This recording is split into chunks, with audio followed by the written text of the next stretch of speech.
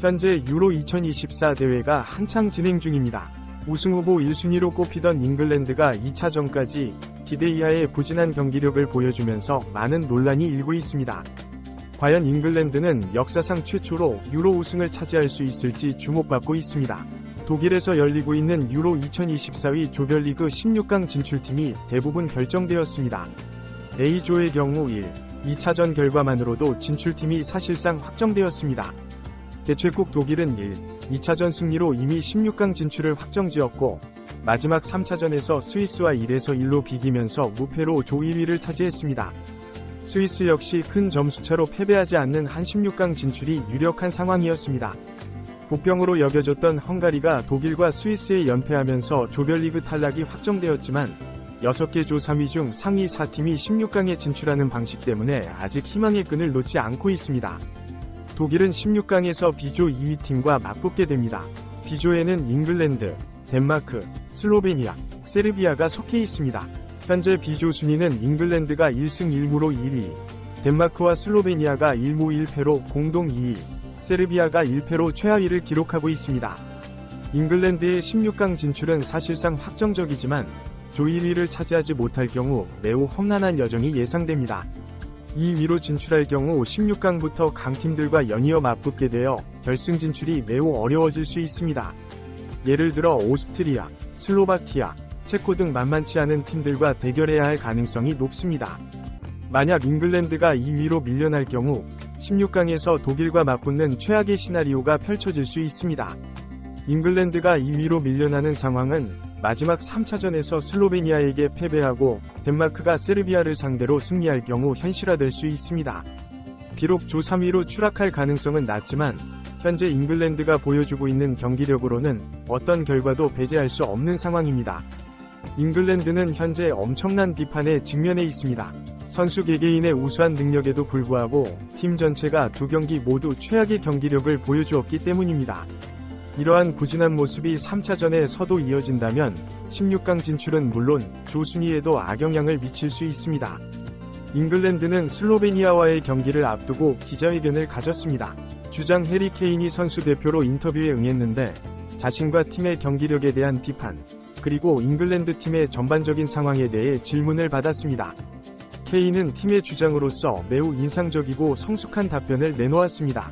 특히 게리 리네커의 경기력 비판에 대한 질문에 케인은 다음과 같이 답했습니다. 나는 다른 선수들, 특히 잉글랜드 대표팀 유니폼을 입은 선수들의 신뢰를 해치는 행동을 하고 싶지 않습니다.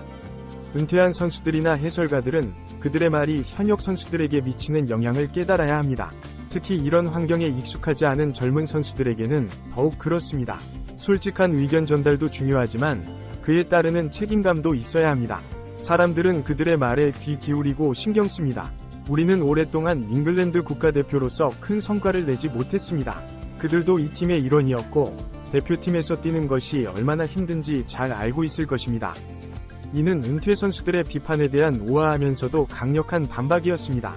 케인은 그들도 잉글랜드 대표팀으로 우승을 경험하지 못했다는 점을 상기시키며 현역 선수들을 응원하는 입장에서도 좀 더 신중한 언행을 해줄 것을 간접적으로 요청한 것입니다. 실제로 게리 리네커는 공영방송에서 잉글랜드의 경기력에 대해 매우 원색적인 비판을 쏟아냈었습니다. 그는 가능한 모든 종류의 단어와 욕설을 동원해도 부족할 정도라고 표현했죠.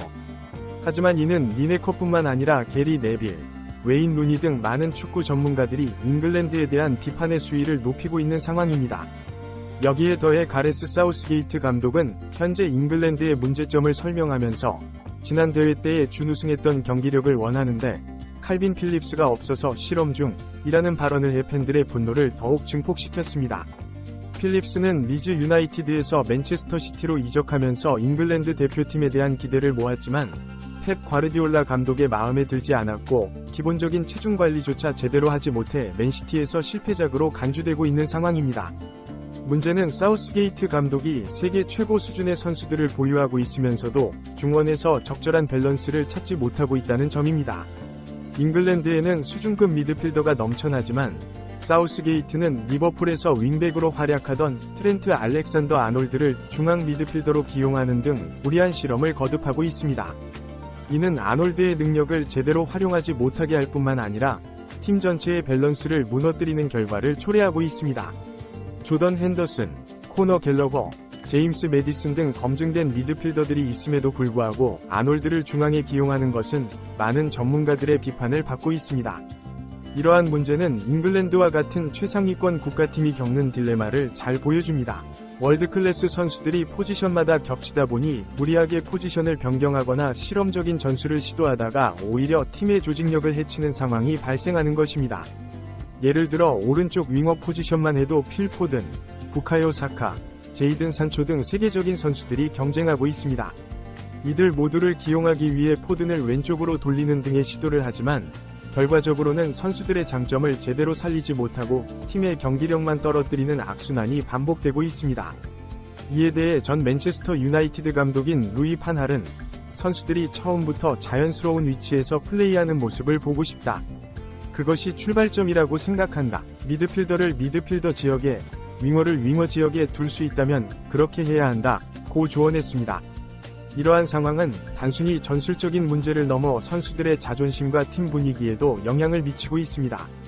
덴마크와의 경기에서는 카일 워커와 키어런 트리피어가 언쟁을 벌이는 장면이 포착되기도 했으며 필 포든이 이를 중재하는 상황까지 발생했습니다. 올리 와킨스는 자신이 손흥민처럼 할 수 있다 며 케인의 파트너로 나서겠다고 어필하고 있고 다른 선수들도 자신의 능력을 어필하고 있습니다. 여기에 이번 프리미어리그에서 득점 2위를 기록한 콜 파머가 계속해서 선발에서 제외되면서 언론의 비판도 이어지고 있는 상황입니다. 이는 잉글랜드 대표팀이 가진 근본적인 문제를 드러내고 있습니다. 각 클럽에서 최고의 활약을 펼치던 선수들이 국가대표팀에 모이면서 오히려 경쟁 구도가 형성되고 이로 인해 팀의 조직력과 화합에 악영향을 미치고 있는 것입니다. 대부분의 팀들은 확실한 주전 11명을 정해놓고 그들을 중심으로 팀의 조직력을 갖춰나가는 반면 잉글랜드는 너무나 많은 뛰어난 선수들로 인해 오히려 확실한 주전 라인업을 구축하지 못하고 있습니다.